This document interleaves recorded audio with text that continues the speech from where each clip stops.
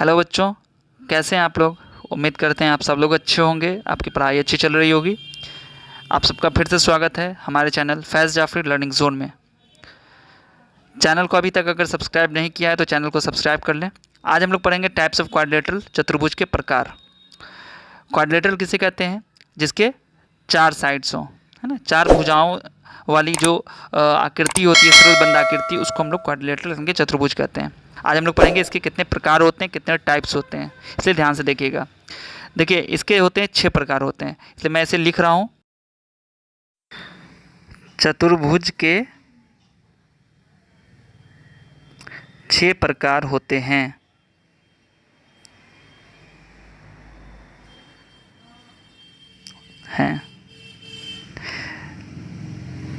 ठीक है, इसको इंग्लिश में लिख देंगे। There are 6 types of quadrilateral. ठीक है, नंबर 1 कौन हो जाएगा? नंबर 1 होगा समलंब चतुर्भुज। समलंब चतुर्भुज, ठीक है। समलंब चतुर्भुज। दूसरा हो जाएगा पतंग हो जाएगा। तीसरा हो जाएगा समांतर चतुर्भुज। समांतर चतुर्भुज, ठीक है। चौथा हो जाएगा समचतुर्भुज। समचतुर्भुज। पांचवा हो जाएगा आयत। और छठा हो जाएगा वर्ग। इसको हिंदी में इंग्लिश में लिख देते हैं। समलंब चतुर्भुज को कहते हैं ट्रेपेजियम, ठीक है। ट्रेपेजियम। ट्रेपेजियम। पतंग को काइट बोलते हैं। समांतर चतुर्भुज को पैरेललोग्राम।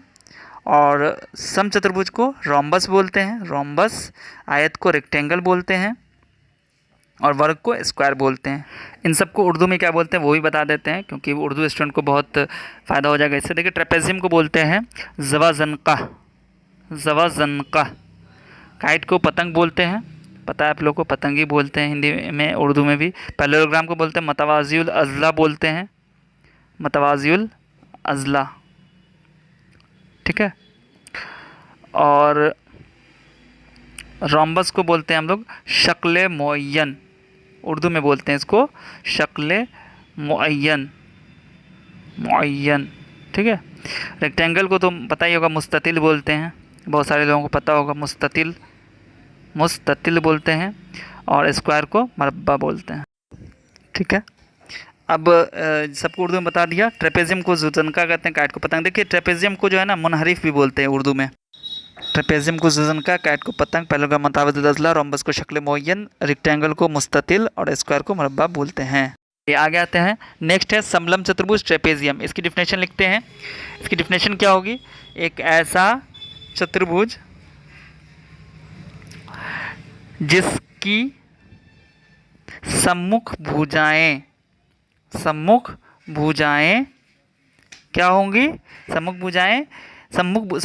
भुजाओं हो जाएगा। भुजाओं के 2 युग्मों, 2 पेयर होते हैं अपोजिट साइड्स के, तो 2 युग्मों में से एक युग्म क्या हो? समांतर हो, उसे समलंब कहते हैं। उसे समलंब चतुर्भुज कहते हैं, ठीक है।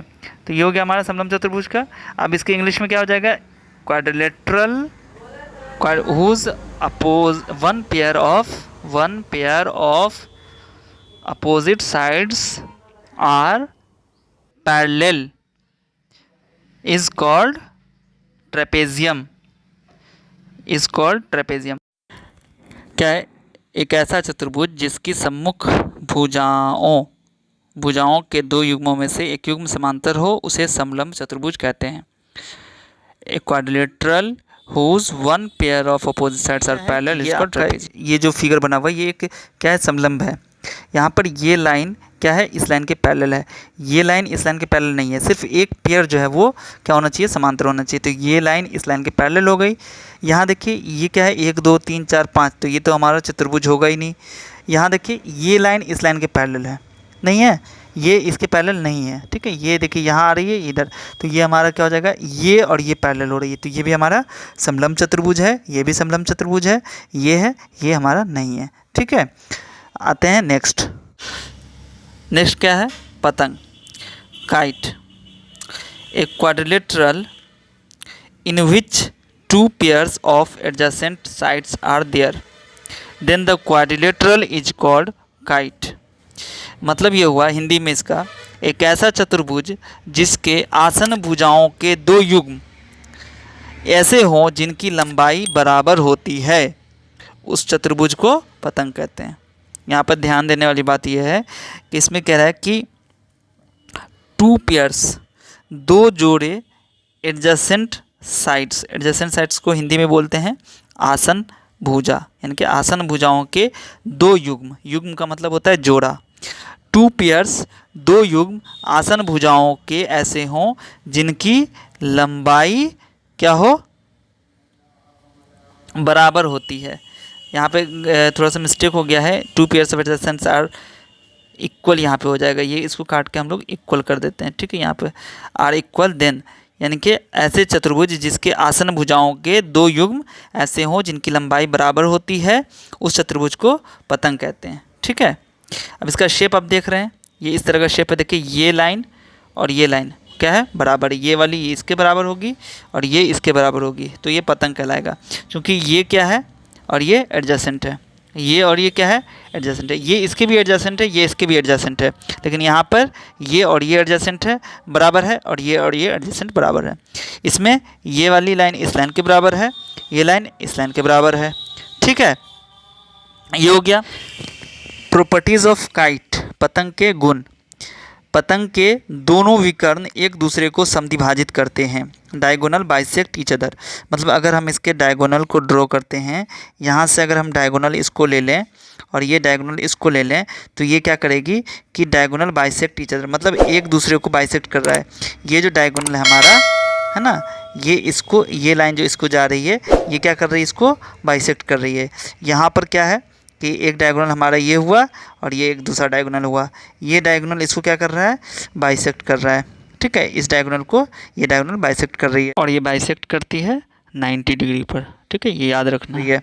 सम्मुख कोणों के एक युग्म बराबर होते हैं। सम्मुख कोण, अपोजिट एंगल जो होगा वो बराबर होगा, एक युग्म, ठीक है। तो ये वाला जो है इसके बराबर है और ये इसके बराबर हो गया, ठीक है। तो ये हमारा क्या हो गया, इसकी दो प्रॉपर्टीज़ हो गई। क्या है, समांतर चतुर्भुज, इंग्लिश में कहेंगे पैरेललोग्राम। क्या होता है, एक quadrilateral in which two pairs of opposite sides are parallel, then it is called parallelogram. ऐसा चतुर्भुज जिसकी आमने सामने की भुजाएं यानी सम्मुख भुजाएं समांतर होते हैं, समांतर चतुर्भुज कहलाते हैं। अगर आप एक क्वाड्रिलेटरल देखते हैं जिसकी क्या हो कि दो पेयर्स, यानी कि इसमें क्या था समलंब चतुर्भुज में कि एक पेयर हो अपोजिट साइड का पैरेलल, यहाँ कह रहा है two pairs of opposite sides are parallel, मतलब जिसकी आमने सामने की सम्मुख भुजाएं बराबर समांतर हो उसे समांतर चतुर्भुज कहते हैं। जैसे ये आप लीजिएगा, इसमें क्या है, ये साइड इस साइड के पैरेलल भी है और इक्वल भी है, ये इसके पैरेलल है, ये इसके पैरेलल, ये इसके पैरेलल, ये भी दोनों पैरेलल है, ये एक दूसरे के पैरेलल है ना। तो इस तरह का हम लोग क्या कहेंगे, समांतर चतुर्भुज बोलेंगे। जब हमें चतुर्भुज में आमने सामने की भुजाएं समांतर दिखेंगी वो समांतर चतुर्भुज होगी, ठीक है। अब इसकी लेते हैं प्रॉपर्टीज ऑफ पैरेललोग्राम, समांतर चतुर्भुज के गुण। इसकी क्या क्या प्रॉपर्टीज़ होती हैं, देखिए इसमें कह रहा है सम्मुख भुजाएं बराबर होती हैं, अपोजिट साइड्स आर इक्वल। सम्मुख भुजाएं मतलब जो अपोजिट साइड से, देखिए ये लाइन की जो लंबाई होगी वही लंबाई इस लाइन की होगी, जितनी लंबाई की ये होगी उतनी लंबाई की ये होगी, मतलब ए बी बराबर सी डी और बी सी बराबर डी ए। सम्मुख कोण बराबर होते हैं, अपोजिट एंगल आर इक्वल, मतलब angle A is equal to angle C और angle B is equal to angle D, मतलब ये एंगल इसके बराबर, ये एंगल इसके बराबर होगा। अगर ये 70 डिग्री का होगा तो ये भी 70 होगा, अगर ये 110 डिग्री होगा तो ये भी 110 डिग्री होगा। सम्मुख भुजाएं समांतर होती हैं, अपोजिट साइड्स आर पैरेलल, मतलब ये लाइन और इस लाइन पैरेलल होगी, जो कि डिफिनेशन में बताया मैंने कि ये दोनों लाइन पैरेलल होगी और ये दोनों लाइन पैरेलल होगी। आसन कोण संपूरक होते हैं, ये बहुत इंपॉर्टेंट है। एडजेसेंट एंगल्स आर सप्लीमेंट्री, मतलब जो आसन कोण होंगे, आसन कोण कौन होंगे, एडजेसेंट एंगल किसे कहते हैं, जैसे ए और बी, ये हो गया एडजेसेंट एंगल, ये और ये एडजेसेंट एंगल हो गया, ठीक है। ये और ये एडजेसेंट हो गया, ये एडजेसेंट हो गया, मतलब जब दो एंगल का एक आर्म कॉमन होता है तो उसे एडजेसेंट कहते हैं, ठीक है। तो यहाँ पे कहता है आसन कोण संपूरक होते हैं, सप्लीमेंट्री होते हैं, मतलब इन दोनों का सम 180 डिग्री होगा, ठीक है। विकर्ण एक दूसरे को समद्विभाजित करते हैं, डायगोनल बाइसेक्ट ईच अदर। जो डायगोनल अगर हम ड्रॉ करते हैं, मान लीजिए कि हम इस पर एक डायगोनल ड्रॉ कर दें, तो ये डायगोनल क्या होगा, ये डायगोनल को ये डायगोनल बाइसेक्ट करेगा और इस डायगोनल को ये वाली डायगोनल बाइसेक्ट करेगी। मतलब ये लंबाई जो होगी वो इस लंबाई के बराबर और ये लंबाई जो होगी वो इस लंबाई के बराबर होगी। ठीक है। सेम उसी तरीके से इसमें भी आप देख सकते हैं, अलग अलग पैरेललोग्राम्स में बना के खुद से भी देख सकते हैं। ठीक है, तो आइए आगे देखते हैं। उसके बाद है नेक्स्ट समचतुर्भुज। समचतुर्भुज को इंग्लिश में कहते हैं रोम्बस और इसको उर्दू में बोलते हैं शक्ल मुय्यन। इसकी डिफिनेशन क्या है, a quadrilateral whose all sides are equal is called rhombus. एक ऐसा क्वाड्रिलेटरल, एक ऐसा चतुर्भुज जिसकी सभी भुजाएं बराबर लंबाई की हों, समचतुर्भुज कहलाता है।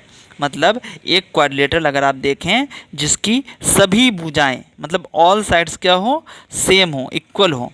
ठीक है, किसी भी चतुर्भुज में अगर चारों साइड बराबर होगी, लंबाई बराबर होगी चारों साइड्स की, तो वो समचतुर्भुज यानी कि रोम्बस कहलाएगा। ठीक है, अब इसकी प्रॉपर्टीज़ देखते हैं।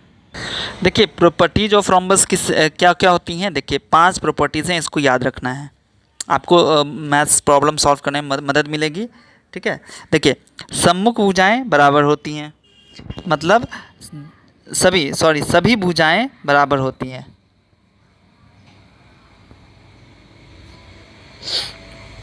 अब है प्रॉपर्टीज ऑफ रोम्बस, समचतुर्भुज के गुण। इसकी 5 प्रॉपर्टीज़ हैं, पांचों याद रखनी है। आपको मैथ्स सॉल्व करने में, जो एक्सरसाइज प्रॉब्लम सॉल्व करने में बहुत मदद मिलेगी और ये 9th और 10th में भी आपको बहुत मदद इससे मिलेगी, इसलिए ध्यान से देखिएगा। मैं इंग्लिश हिंदी दोनों में बता रहा हूँ। सभी भुजाएं बराबर होती हैं रोम्बस की, अभी डिफिनेशन में पढ़ा कि सभी भुजाएं बराबर होंगी, ऑल साइड्स आर इक्वल। सम्मुख भुजाएं मतलब अपोजिट साइड्स क्या होंगी, समांतर मतलब पैरेलल होंगी। ठीक है, अपोजिट साइड्स पैरेलल होंगी जैसे समांतर चतुर्भुज में होती हैं। सम्मुख कोण भी बराबर होते हैं। सम्मुख कोण का मतलब जैसे ये और ये दोनों क्या हुआ, सम्मुख कोण हुआ। ये दोनों अपोजिट एंगल्स होंगे और ये दोनों बराबर होंगे। ये जितने डिग्री का होगा उतने डिग्री का ये होगा, मतलब अपोजिट एंगल्स सेम होंगे, बराबर होंगे। आसन कोण संपूरक होते हैं, जैसा कि पैरेललोग्राम के केस में देख रहे थे हम लोग कि जो एडजेसेंट एंगल्स होती हैं वो सप्लीमेंट्री होती हैं, बता चुके हैं। समचतुर्भुज के विकर्ण एक दूसरे को समकोण पर समद्विभाजित करते हैं। देखिए यहाँ पर एक बहुत बड़ा चेंज है इसमें कि समचतुर्भुज के विकर्ण क्या करते हैं, समद्विभाजित तो करते हैं जैसे पैरेललोग्राम को करते हैं, लेकिन यहाँ पर क्या है कि समकोण पर करते हैं, राइट एंगल पर करते हैं। अब जैसे देख लीजिए, मान लीजिए यहाँ पर मैंने एक इसका ये ड्रॉ किया, तो ये जो मैंने ड्रॉ किया तो ये तो बराबर भाग में ये बांट दिया इसको, ये जितनी लंबाई हो गई उतनी लंबाई इसकी हो गई, लेकिन ये समकोण पर समद्विभाजित कर रहा है। मतलब ये जो एंगल है ये 90 का हो रहा है, ये भी 90 डिग्री बन रहा है, ये भी 90 और ये भी 90 बन रहा है। ठीक है, तो ये आपको ध्यान देना है।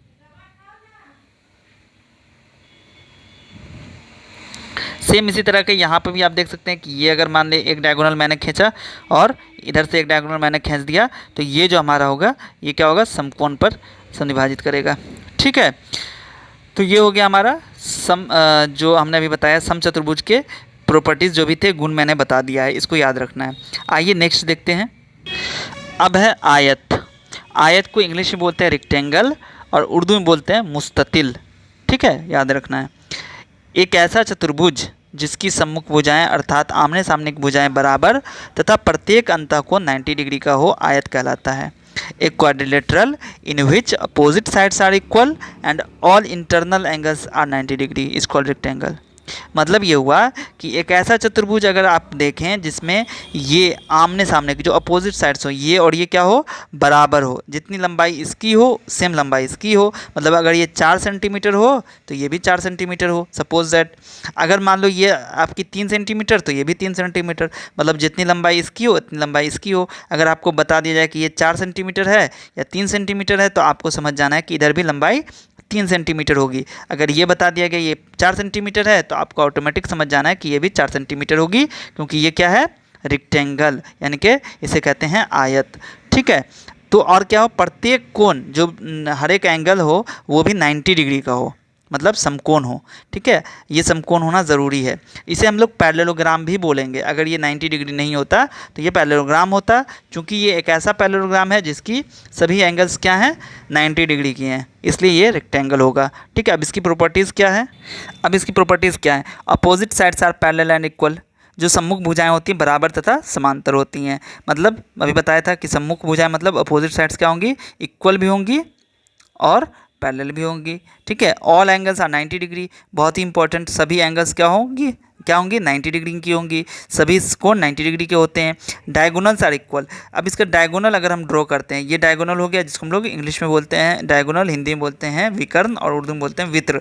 तो ये हमारा डायगोनल क्या हुआ, बराबर होगा। ठीक है, डायगोनल बाइसेक्ट ईच अदर, और डायगोनल क्या करेगा, बाइसेक्ट कर रहा है, एक दूसरे को काट रहा है, इंटरसेक्ट जो कर रहा है ये बराबर लंबाई पे, मतलब इधर बराबर जितनी होगी उतना ही लंबाई इधर होगी, दोनों लंबाई बराबर, इधर जितनी लंबाई होगी उतनी लंबाई इधर होगी, बाइसेक्ट कर रहा है, दो भागों में बांट रहा है।